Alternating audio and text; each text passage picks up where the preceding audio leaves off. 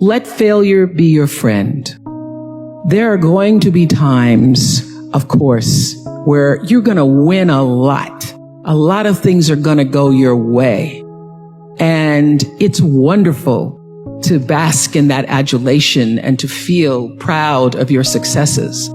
But there are also going to be times, the satisfaction that those moments bring, nothing can compare to that. Those victories will feed you for years to come and help you stay committed when your tank is sometimes empty. Winning is great. It's fantastic. I love it. I love being number one. I love winning. But it's the times when things go wrong, when you fall or fail, that you're actually going to learn the most about yourself. You know, all those years on the Oprah show, 25 years, we were the number one show for 25 years. And that's because I lived with the intention to serve the audience. The audience came first every show. I would sit with the producers and say, well, I can't do that because I can't find the truth of myself in that show. I have to have a thread of truth to be able to hold on to. So I knew so well the audience. I felt like I was the audience. The audience was me. And I felt so connected. And then I ended that and started a new network. And I flailed for a while. And I was really upset with myself. But I will tell you that when I was able to shift the paradigm to start to looking at, wow, what I have instead of what I don't have, what I have instead of what I thought I'd lost, I was able to begin to turn things around. But it's those moments of uncertainty. It's the moments where, you know, learning from the moments where things weren't going so great, being able to get still, to connect with that which I know is God, the force, the power greater than myself, and to come back and realize that in order to move forward, you move forward by taking the next right step. You don't have to know everything to do. You don't have to know all the steps to make. Just what is the next right move. When we talk about living our quest, I think that living my quest, really, if I look at it on a daily basis, it's finding my own voice. It's finding your voice. It's finding the song that only you can sing, off key or not. It's finding your rhythm. It's discovering what it feels like to walk in your shoes today. It won't look like it looked 10 years ago. Living your quest is, what can I do with my life so that my life becomes infectious to someone else? Living my quest looks like, how do I make my fingerprint matter so big that it lives beyond my transition day? Living your quest is, how can I forgive the perceivingly unforgivable so I can love the absolute lovable? Living your quest is, how do I give myself 1,000 second chances? Living my quest is not some ambiguous, untouchable experience.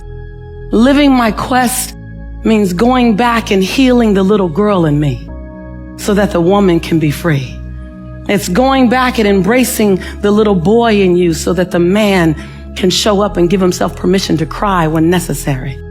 Living your quest is not something that you can't touch. It's not something that requires a stage or lights or cameras. Living your quest is being complete and content with who you are in the dark of the night, so who you are in the middle of the day is all right. Living your quest is not holding yourself hostage to old decisions, not holding yourself hostage to shame, blame, guilt, regret, and anger. Living your quest is about recognizing that every day I can be reborn to my possibility. Living your quest is about recognizing that you have brilliance in you and not being willing to dim your light one more day. Well, I think, I was a very lucky kid. I was inspired by invention and self-reliance from a number of different people, and from, even watching the Apollo program as a little boy. And I think when little kids get inspired, you never know what might happen. It's a big deal. And everything about our society gets better over time. I really do believe that. I'm an optimist. The myth of the good old days is usually just that, a myth. We have better medicine than we've ever had before. Everything, all of that is invention. It's people figuring out antibiotics. It's people figuring out new kinds of biomedicines, biotechnology. It's things that have been figured out with the kind of communication that we have, the freedom of speech we have now with the internet. There's so many things that are getting better, and a lot of that is powered by invention. What keeps you so unbelievably grounded amid all your resounding success? I feel like success just makes you more of who you already were. I feel like money and success just does that. So it's like it holds a magnifying glass up to who you are. People always ask me that, and I'm like, I don't know who else to be. I mean, I am who I am. So the money, the success, and so I like to say if you were a jerk before you got really successful and a lot of money, you become a bigger jerk usually. And if you were insecure, you'll become more insecure. If you were nice, you'll become nicer. If you were generous, you'll become more generous. It's literally just a magnifying glass. If you get to be 65 or 70 and later, and the people that you want to have love you actually do love you, you're a success. I've never seen anybody that reaches that age. I mean, I'm not talking about somebody that's in extreme poverty or pain or something, but I've never seen anybody that, if they have a lot of people that love them, that is other than happy. And I've seen some very, very wealthy people that they give testimonial dinners to and name schools after and everything. Nobody loves them. By far the best investment you can make is in yourself. For example, communication skills. I tell the students that come that they're going to graduate schools and business, and they're learning all these complicated formulas and all that. If they just learn to communicate better, and both in writing and in person, they increase their value at least 50%. If you can't communicate, somebody says, it's like winking at a girl in the dark. Nothing happens, basically. And you have to be able to get forth your ideas. And that's relatively easy. I did it myself with the Dale Carnegie course. Some people wish I'd taken a shorter course now in terms of my talking later on. But it's just hugely important. And if you invest in yourself, nobody can take it away from you. What about life advice? Well, life advice is, the most important thing, aside from the things I've talked about already, is really who you associate with. You want to associate with people that are better than you are. I mean, basically, you'll go in the direction of the people that you associate with. And you want to have the right heroes. You want people, if you want to emulate somebody, you better pick very carefully who you want to emulate. And obviously, you can't pick your parents. They're going to have an enormous influence on you, but you don't get a choice on that. But you get choices as you go down the line, and who you admire, who you want to copy. And the most important for most people in terms of that decision is their spouse. It's also important in terms of a partner in business, but the partner in life is the most important one. You want to pick a spouse that's better than you are. And then he or she, and you hope they don't figure it out too fast.